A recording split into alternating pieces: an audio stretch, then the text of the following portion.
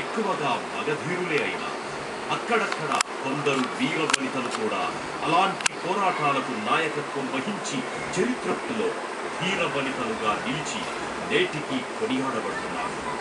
British వారి దౌర్జన్యాలకు వ్యతిరేకంగా ఎదురొడ్డి పోరాడిన ఝాన్సీ లక్ష్మీబాయి, మొఘల్ చక్రవర్తి అక్బర్ సామ్రాజ్య కాంక్షకు ఎదురొడ్డి నిలిచిన గోండు యోధురాలు రాణి దుర్గావతి, ఈస్ట్ ఇండియా కంపెనీని గడగడలాడించిన కన్నడ నారి కిత్తూరు చెన్నమ్మ, కాకతీయ వైభవాన్ని దశదిశలా చాటిన రాణి రుద్రమదేవి లాంటి వారు నేటికి అందరికీ ఆదర్శంగా నిలుస్తున్నారు. అలాగే 1940-50 సంవత్సరాల మధ్య నల్లగొండ ప్రాంతంలో ఎగసిపడిన అలాంటి విప్లవ కెరటమే వేలాది మందికి స్ఫూర్తిదాయకంగా నిలిచి భూస్వాముల గుండెల్లో డైనమైట్ కురిపించిన ఆ మహిళా చైతన్య కెరటమే వీర నారి చాకలి ఐలమ్మ.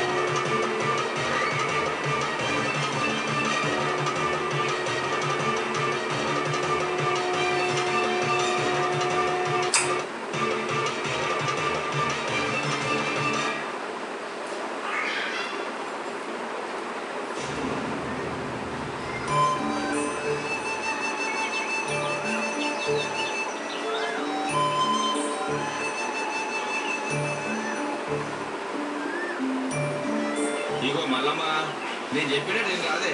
ఇగో చూడయ్యా, నువ్వు ఏ చెప్పు లక్ష చెప్పు, నాకైతే ఇట్టమే లేదు. అబ్బో, అరే ఇప్పుడు దానికి ఏమంత వయసు అయిపోయిందండి, లావున ఎగిరిత పడుతున్నావు. ఏమో పసిపోళ్ళని పట్టుకొని లగ్గం చేస్తా అని ఉతులాడబడుతుంది. అరే నా కడుపైతే కనిపిస్తుందా? మరి లేకపోతే ఏందే? నాకు మాత్రం ఇష్టమై చేస్తున్నానా నీ లగ్గం? అరే బయట దునియాల పరిస్థితి మంచిగా లేదు. రజాకర్లు ఊర్ల మీద పడి పానాలు మానాలు తీస్తాను. రేపేదనైతే ఏంది గతి? అది ఆడపిల్ల అంటే అది ఎప్పటికున్నా అక్కడి పిల్లే గాని మన పిల్ల కాదు. ఎంత చెప్పున లగ్గం చేసి పంపిస్తే అంత నయం. ముద్దుగానే ఉంది నీ ముచ్చట. వెనకటికి ఎలుకల బాధకి ఇల్లు దగ్గర పెట్టుకున్నట్ట నీ అసంటోడు. అరే ఎవరో వస్తారని ఏదో చేస్తారని పసిపోళ్ళకు లగ్గం చేసి పంపిస్తావా? కన్న తల్లికి బిడ్డ ఎప్పుడు పసిపోళ్ళ లెక్కనే కనిపిస్తుంది. ఆయన పెద్ద పిల్లగంటకి ఎట్లా చేసినామో దీనికి కూడా గట్టనే చేస్తాను. ఇంట్లో ఇచ్చంద్రం ఏముంది, అక్కడ పువ్వు పడేదేముంది? మా చేసినావు అగో ఆడ కనిపిస్తలేదు మన నిర్వాహకం. లగ్గమై 16 పండుగ కాక ముందుకే బొట్టు పోగొట్టుకొని వచ్చింది. అదేమన్నా అర్థమవుతుందా నీకు? గప్పుడు గట్లనే అద్దద్ద అంటే 13 ఏళ్ళకే లగ్గం చేస్తుంది. పాలు చేస్తుంది. ఇప్పుడు మళ్ళా గట్లనే చేస్తానని పడుతుంది. అరే దాని అదృష్టం గట్లుంది, దానికి నువ్వు నేనేం చేస్తామే. అయినా నేనేదో కావాలని చేసినట్టు గట్ల మాట్లాడతావు. నాకు మాత్రం బిడ్డ మీద ప్రేమ లేదా ఏంది? అది కాదయ్యా, 13 ఏళ్లకే లగ్గం చేస్తే ఈ వయసులో సంసారం ఎట్లే గిచ్చుకొస్తుంది? అత్తమామల పోరు, ఆడబిడ్డల పోరు ఎట్లే గిచ్చుకొస్తుంది? దానికి ఇంకా ఆటకోయిలతనమే పోకపాయే. జర నా మాటినయ్యా, ఇంకొక 30 ఏళ్ళు ఆగి చూద్దాం. నీకేమైనా పిచ్చి పట్టిందా ఏంది? ఏమో చిన్నపిల్లని ఒకటే అనబడుతుంది. మనకు లగ్గమై నువ్వు ఇంటికి వచ్చినప్పుడు నువ్వు ఎన్నేళ్ళ దానివి? 9 ఏళ్ళ దానివి. నీకేమైంది ఇప్పుడు? సంసారం చేయలేదా? పిల్లల్ని కలలేదా? నువ్వెన్నన్నా చెప్పయ్యా, ఐలమ్మకి ఇప్పుడే లగ్గం చేయడం నాకు అస్సలు ఇష్టం లేదు. ఇగో మల్లమ్మ, ఊరికేనే నాకు తలకాయ నొప్పి తెప్పేకే. అయినా ఇది నిన్న అయ్యాలనుకున్న ముచ్చట. మూడోది చంద్రబాబు పుట్టినప్పుడే పాలకుర్తి మల్లయ్య ఛార్జింగ్ అయిపోతుంది గది నీ గోడలని, కానీ గదేమో ఇంకో ఇంట్లో పడే. అందుకే ఆఖరిది ఐలమ్మన్న ఏకతే మన మాట పోతుంది. అయితే నీ మాట నీదే కానీ నా మాట విననంటావు. అవు నీ మాటే కాదు, ఆ బెమ్మదేవుడు వచ్చి చెప్పినా ఇనేది లేదు. పొద్దుగూకులు అంతద్దని మూడాల బిడ్డకే పిల్ల ఏడను పిలుచుకొచ్చి ఇంటి పాట నుంచు, నేను సాగరికి కూడా. నా మాట ఎన్నడింటి గాని లగ్గమైన కానుంచి గిదే ఓర్లుడాయి. ఎప్పుడన్నా నా మాటిని చస్తే కదా. అయినా నీకు చెప్పినా సాకేళ్ళ పండుగ చెప్పినా ఒకటే. నీ ఇష్టం వచ్చినట్టు చేసుకో, దాని అదృష్టం ఎట్టుంటే అట్లా జరుగుతుంది.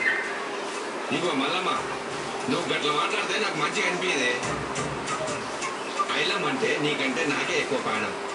ఇక దాన్ని అదృష్టం అంటావా? అది పుట్టినప్పుడు అయ్యగారు ఏమన్నారు? సాయిగా నీ బిడ్డ మహాదశవంతురాలు రాణి రుద్రమ్మ అంశలో పుట్టింది, దాన్ని దొడ్డ చెయ్యి దేశాలకు పేరు పోతుందని చెప్పిండా లేదా? మరి అట్టిగా పరిచయం ఎందుకు అవుతున్నావువా? మల్లయ్య బావ చాలా మంచోడు. ఐలమ్మ వాళ్ళ ఇంటి కోడలైతే చాలా సుఖపడుతుంది. నువ్వేం రంది పెట్టుకోకు. నీ ఇష్టమయ్యా, చిన్న పిల్ల కదా, మన ఇంటికాడ గౌరవంగా పెరిగిందా. అత్తగారింటికాడ ఎట్లుంటుందో ఏమోనని. నేను చెప్తున్నా కదా, నువ్వేం ఫికర్ చేయకు, అంతా మంచిగానే జరుగుతుంది. ఏంది? మరి నేను సాగరికి పోయేస్తా. పిల్ల ఏడుందో చూడు. గట్లనే.